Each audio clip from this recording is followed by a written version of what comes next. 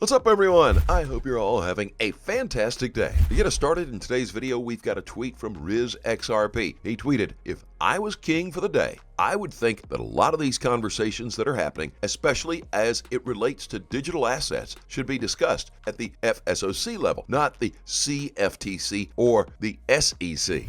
I were king for the day, I would think that a lot of these conversations that are happening, especially as it relates to digital assets, should be discussed at the FSOC level. Whether that's happening or not, I'm not 100% sure. I mean, I do know, for example, you probably saw in February, President Biden issued the executive order directing all the regulators to submit their own white papers on what they think about digital assets. So he didn't name one area at all in terms of being in charge of this at all.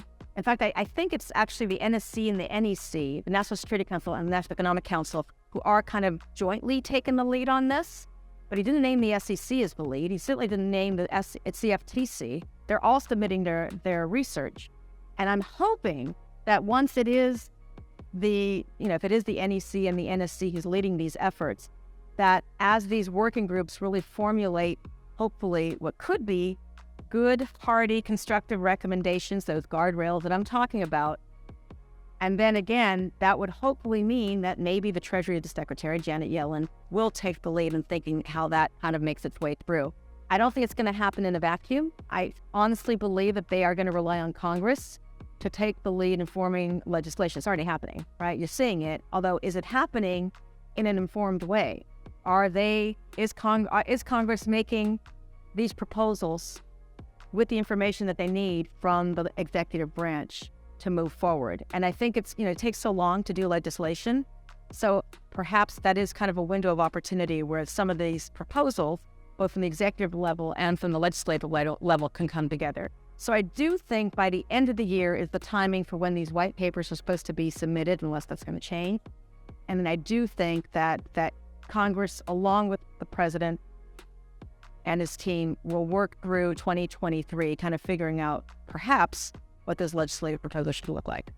As always, welcome back to Money Side, your favorite crypto news channel. If you're new here, welcome to the XRP Army. Hit that subscribe button and be sure to turn on notifications. That way you don't miss out on our daily crypto news updates. And another exciting update coming to us from Watcher Guru. According to his tweet, the European Central Bank president reveals plans to launch a digital euro, aka central bank digital currency. Further, says that this will help give more control over payments. I have a question about, I'm also a good user of electronic money. So my question, you're introducing the electronic euro, as I know. Yeah. So yeah, how can switching to an electronic currency help?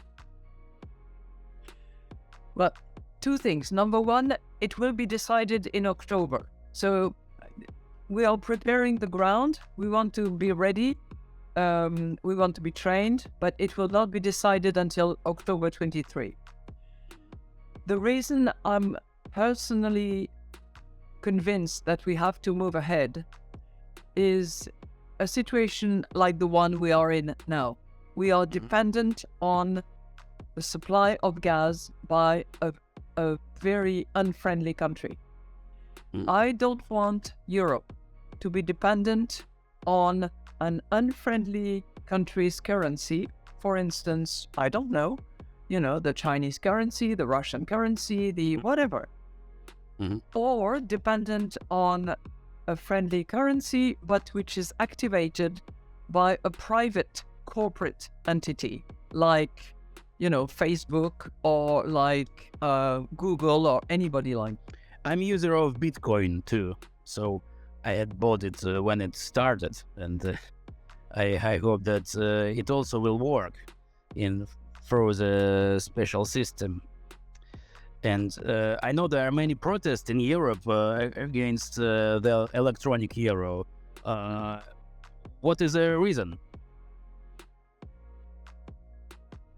It's the beauty of Europe. It has different positions. If you ask in Northern Europe, for instance, in the Netherlands, they're quite happy to see the e-euro coming. If you ask a young German man, he'll say, yeah, fine. As I said, I don't want Meta, Google, or Amazon to suddenly come up with a currency that will take over the sovereignty of Europe. I don't want a foreign currency to become the currency of trading within Europe. So we have to be ready. No, the problem is they don't want to be controlled. They don't want to. Yeah, but you know what? Now we have in Europe this threshold. Above 1,000 euros, you cannot pay cash. If you do, you're on the grey market. So you take your risk. You get caught, you are fined, or you go in jail. But, the digital euro is going to have a limited amount of control. There will be control, you're right. You're completely right. We are considering whether for very small amounts, anything that is around 300, 400 euros, we could have a mechanism where there is zero control. But that could be dangerous. The terrorist attacks on France back 10 years ago were entirely financed by those very small anonymous credit cards that you can recharge in total anonymity. Looking into more interesting updates today, we have a tweet from CoinEx. According to one of their recent tweets, India's finance minister, Nirmala Sitharaman, says that the World Bank and IMF spring meeting on crypto assets will take place in April. That's this month, by the way. This meeting will mark a significant step towards global crypto regulation. The upcoming spring meeting, organized by the World Bank and International Monetary Fund, the IMF, will focus on cryptocurrency assets, signifying the growing importance of cryptocurrencies and their impact on the global economy. The significance of this meeting will be regulations, international collaboration, financial inclusion, CBDC, and economic impact. Overall, the spring meeting on crypto assets is expected to play a crucial role in shaping the future of the global crypto market. It will provide a unique opportunity for global leaders to establish a robust regulatory framework that supports innovation and fosters stability. Of forthcoming events in the context of G20 and crypto, I'd like to mention it now. April 2023, when we meet during the spring meeting of the World Bank and the IMF, side events are proposed on crypto assets, even there in Washington. July 2023, FSB's paper on crypto asset regulation will be also put on the table so that when we meet in July, we'll be able to talk about it. So IMF's paper is already on board. FSB's paper is coming in July. And the synthesis paper, which the governor referred to, will be during our presidency in September this year. The synthesis paper also will be submitted, and which will lead towards the creation of a global policy approach on this matter. So step by step on crypto, there's enough work going on. Another one coming to us from Michael Bure, a QFS update. Financial stress will completely disappear. New quantum phones, new global Wi-Fi, new accounts. They wouldn't want everything to crash completely. They wouldn't want anyone to struggle. So purely the switchover, it's only going to be short term, and they won't let it get too bad. It'll be as quick as they can literally bring it down. And the only reason they have to bring it down is because they cannot have this funds go back into the banking system. Because if the new money goes into the banking system, then the corruption begins all over again. It has to come down first before the money can be released back to us. Think about it, financial stress is going to completely disappear, and that's going to be hard for most of us to get used to, because this is something we've lived with our whole lives. We're just surrounded by debt. Everything is debt related. Everything is money related. Every conscious thought we have through the day is linked to money in some way, but that's not going to be the case anymore, because we were never meant to struggle. They've made us struggle, and they've kept us struggling to keep themselves rich. Power and greed, that's what it's been. So get ready, because abundance is coming. There ain't no changing it. It cannot go back. They cannot put the money back to the elites. They're taking it off them. This is coming back to us now. So get ready for abundance. It's coming.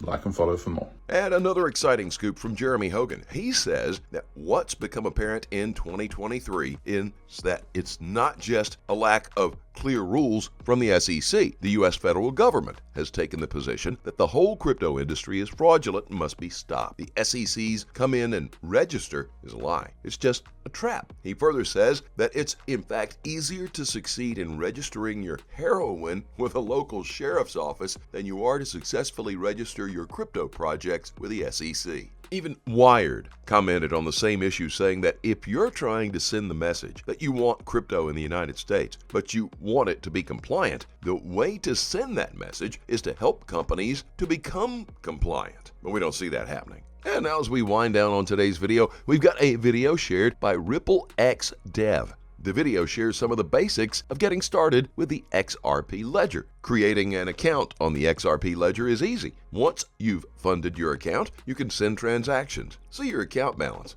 and view your account history. Hi, welcome back to our series on the XRP Ledger. In this episode, we'll describe the basics of accounts.